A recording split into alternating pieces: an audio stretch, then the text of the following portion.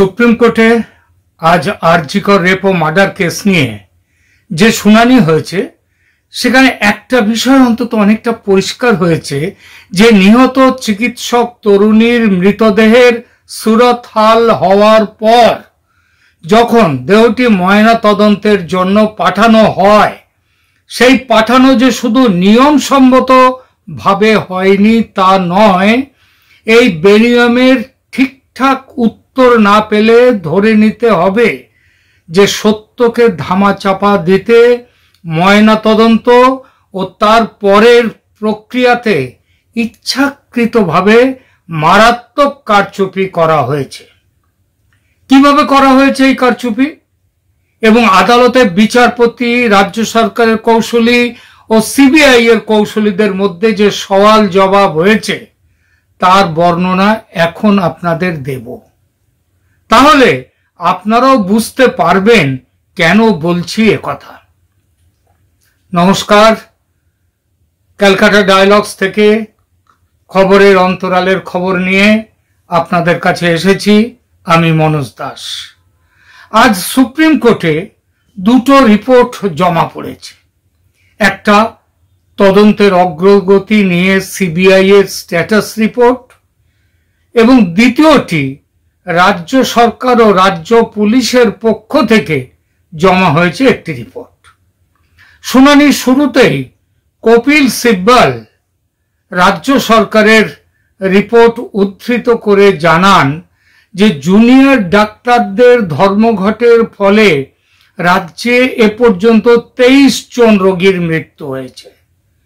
আদালত ডাক্তারদের ধর্মঘটের ব্যাপারে কড়া মন্তব্য করেছে। আজ কাজে যোগ দেওয়ার নির্দেশ নয়, যোগ দেওয়ার কথা বলেছেন এবং বলেছে আদালত যে আগামীকাল 10ই সেপ্টেম্বর সন্ধ্যের মধ্যে 6টার টাইম আছে, তার মধ্যে কাজে যোগ দিলে কোনো শাস্তিমূলক ব্যবস্থা তাদের বিরুদ্ধে নেওয়া হবে না।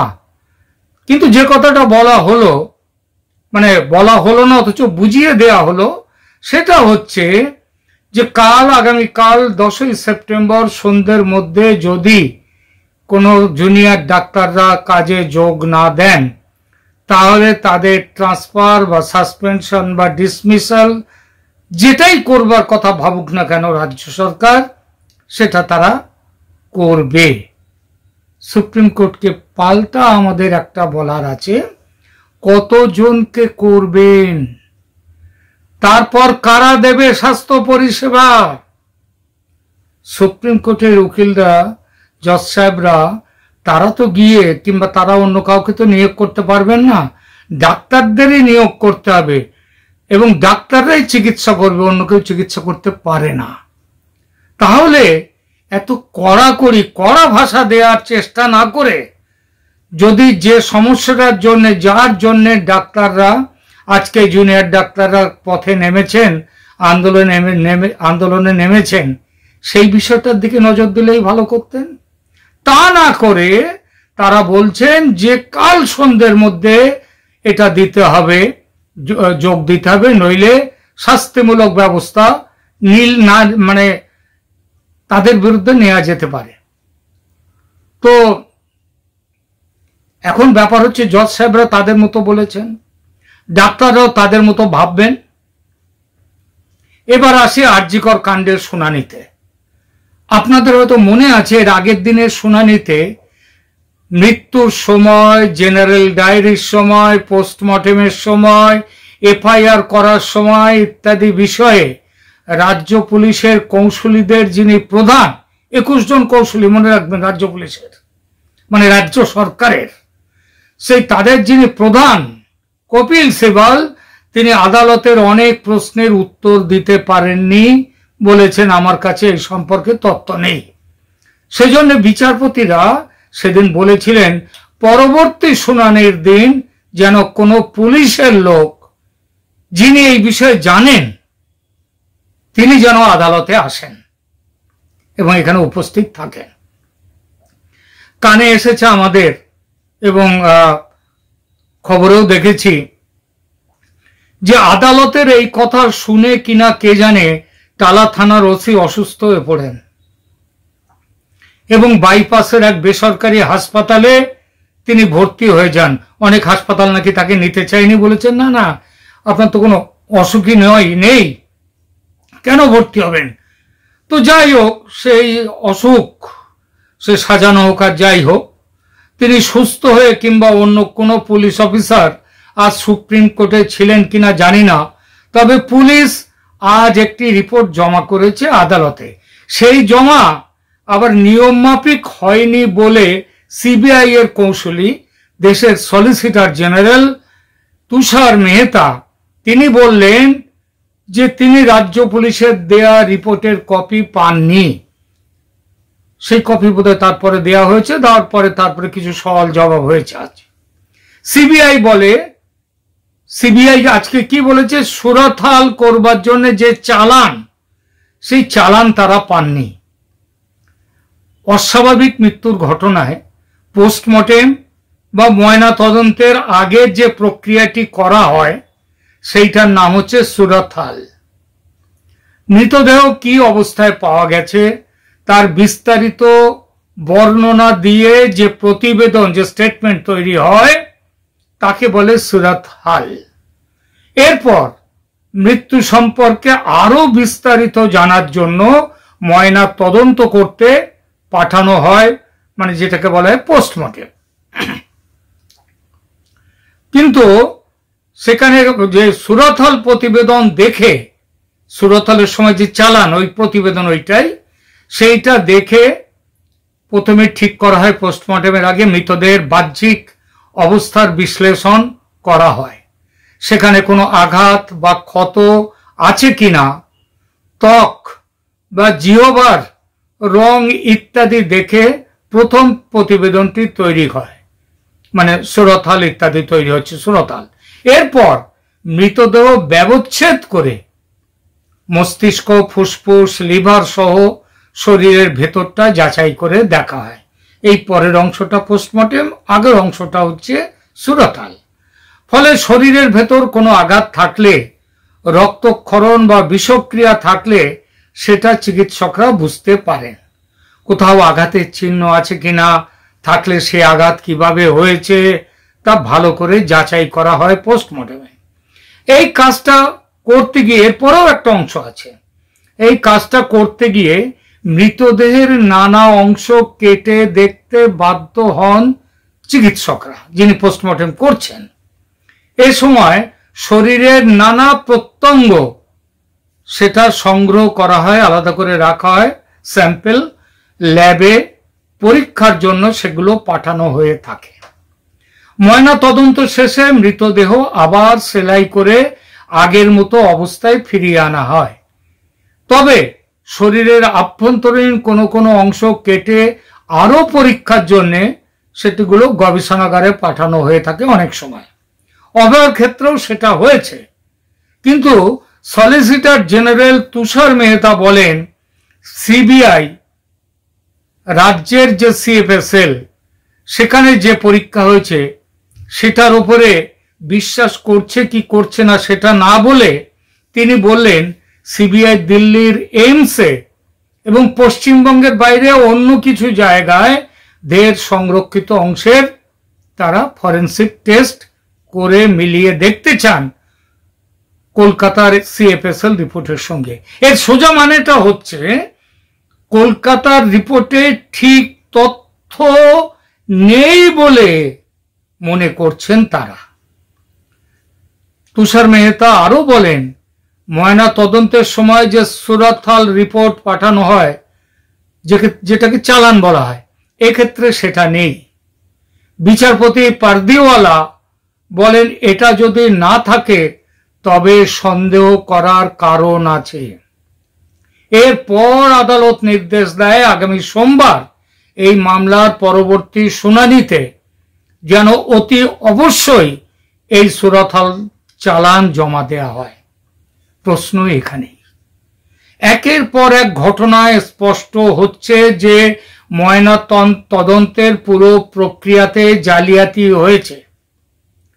সুরতহাল প্রতিবেদন নতুন করে বানিয়ে আদালতে জমা করতে যাওয়াটা এই পরিস্থিতিতে কিন্তু সহজ নয়, কারণ ফিরোজ এডুলজি তার কাছে হাইকোর্টে জমা হওয়া রিপোর্টের একটা কপি আছে। সেটা সুপ্রিম কোর্টে জমা দিলে, মানে নতুন করে যদি কেউ জমা দেন, রাজ্য পুলিশ একটা চালান তৈরি করে, তাহলে কিন্তু বিপদ। তাহলে কি হবে? এর আগে আদালত জানতে চেয়েছিল মৃতদেহটি পাওয়ার পর হাসপাতালের অধ্যক্ষ সন্দীপ ঘোষ পুলিশকে সেটা জানাননি কেন, তার বাড়ি হাসপাতাল থেকে কতটা দূরে। সিবিআই এর উত্তরে বলে হাসপাতাল থেকে তার বাড়ি 15 থেকে 20 মিনিট দূর। শুনানির সময় অ্যাডভোকেট ফিরোজ এডুলজি, যার কথা একটু আগে বলছিলাম, যিনি কলকাতা হাইকোর্টের সামনে পিটিশনকারীদের পক্ষে হাজির হয়েছিলেন, তিনি বলেন যে তদন্ত রেকর্ডে বেশ কিছু অসঙ্গতি এবং ত্রুটি রয়েছে। তিনি এক এক করে এগুলো উল্লেখ করেন আজ কোর্টে। কি বলেছেন তিনি? তিনি বলেছেন পোস্টমর্টেম হয়েছে সন্ধ্যা 6টার পর। নিয়ম অনুযায়ী সন্ধ্যা 6টার পর কোনো পোস্টমর্টেম হতে পারে না। কেন তাহলে সন্ধ্যা 6টার পরে এই পোস্টমর্টেম করা হলো? কারণ তড়িঘড়ি করে দেহ ডিসপোজাল করার দরকার ছিল, মানে দেহ পুড়িয়ে ফেলার দরকার ছিল, এবং পরে সেইটা করা হয়েছে। পরে দেহ কোনো রকমে তাড়াহুড়ো করে, অন্য লোকরা মৃতদেহের শ্মশানে লাইনে আছেন, সেখান থেকে সেটা বাদ দিয়ে তাড়াহুড়ো করে এই দেহটা পুড়িয়ে দেওয়া হয়েছে, এবং সেকেন্ড পোস্টমর্টেমের সুযোগ না রেখে। রাত, দ্বিতীয় কথা যেটা ফিরোজ এডুলজি বলেছেন, রাত 11:30টায় এফআইআর নথিভুক্ত হওয়ার আগে ক্রাইম সিনে যায় ফরেনসিক দল। ফরেনসিক দল কখন যায়? যখন এফআইআর হওয়ার পর তারপরে যায় ফরেনসিক দল। কিন্তু এখানে দেখা যাচ্ছে এফআইআর হয়েছে সেদিন কিন্তু রাত 11:30 নয়, 11:45, 11:45। তার আগেই ফরেনসিক দল চলে গেছে ক্রাইম সিনে। এটা আইন বিরুদ্ধ। নতুন ফৌজদারি কোড যেটা বিএনএসএস, সেই অনুসারে এফআইআর নথিভুক্ত হওয়ার পর ফরেনসিক দল তারা ক্রাইম সিনে যেতে পারে। এখানে তা করা হয়নি। 3 নম্বর, যে মৃত চিকিৎসকের যে তার যে ভিকটিম, তার যে ভ্যাজাইনাল সোয়াব যেটা আছে, যেগুলো পাওয়া গেছে, সেটা রক্ষণাবেক্ষণ বা সংরক্ষণ করার একটা নিয়ম আছে। সংরক্ষণ করার নিয়মটা হলো 4 ডিগ্রি সেলসিয়াস তাপমাত্রায় সেটাকে সংরক্ষণ করতে হবে। এখানে তা করা হয়নি। 4 নম্বর, ময়না তদন্তের জন্য মৃতদেহের সাথে, মৃতদেহের যে ভিকটিমের তার যে জামা কাপড় ছিল, পোশাক ছিল, সেগুলো ময়না তদন্তে পাঠাতে হয়, সেগুলো পাঠানো হয়নি। তার এই বক্তব্যের উত্তরে আদালত কিন্তু খুব কঠিনভাবে জিনিসটা নিয়েছেন, খুব সিরিয়াসলি নিয়েছেন। নেওয়ার পর পশ্চিমবঙ্গ রাজ্যের যিনি সিনিয়র অ্যাডভোকেট, রাজ্যের যিনি সিনিয়র যিনি ছিলেন, কপিল সিবালকে জিজ্ঞাসা করেন আদালত, যে চালানটি মৃতদেহের ময়না তদন্তের জন্য পাঠানো হয়েছিল সেটা কোথায়? কপিল সিবাল বলেন যে সে নথিটি তার কাছে নেই, সেটা জমা হয়নি। আদালত তাকে পরবর্তী শুনানির দিন এটি অবশ্যই জমা করতে বলেছে। কিন্তু আমাদের একটা প্রশ্ন আছে, দিনের পর দিন এইরকম এটা নেই সেটা নেই, এটা দেয়া হয়নি সেটা দেয়া হয়নি বলে দিন তারা নিয়ে নিতে পারে সরকার, আর ডাক্তাররা ধর্মঘট করলে তাদের উপরে তখন আসে যে আপনাদের কালকের মধ্যে, সন্ধ্যের মধ্যে জয়েন করতে হবে, নইলে বিপদ আছে। এই কথা বলেন। সুপ্রিম কোর্ট রাজ্য সরকারকে কেন বলেন না যে কেন তাকে কেন এখানে পেনাল্টি দেন না, যে এরকম এই কাগজগুলো কেন জমা হয়নি? সুতরাং এখনকার মতো এখানেই শেষ করছি এই খবর। তবে শেষ করার আগে একটি কথা বলার আছে। আপনারা জানেন সর্বকালের সর্বশ্রেষ্ঠ বাঙালি নামের যে সমীক্ষাটি আমরা শুরু করেছি গত কয়েকদিন ধরে, প্রচুর মানুষ কিন্তু আমাদের কাছে সমীক্ষায় সাড়া দিয়েছেন।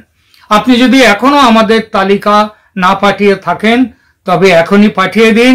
পছন্দের ক্রম অনুসারে 5 জন শ্রেষ্ঠ বাঙালি, সর্বকালের বাঙালি, তাদের নাম লিখুন আমাদের কমেন্ট সেকশনে এবং পাঠিয়ে দিন। এই সঙ্গে সাবস্ক্রাইব করে দিন ক্যালকাটা ডায়ালগস নামে আমাদের এই চ্যানেলটিকে।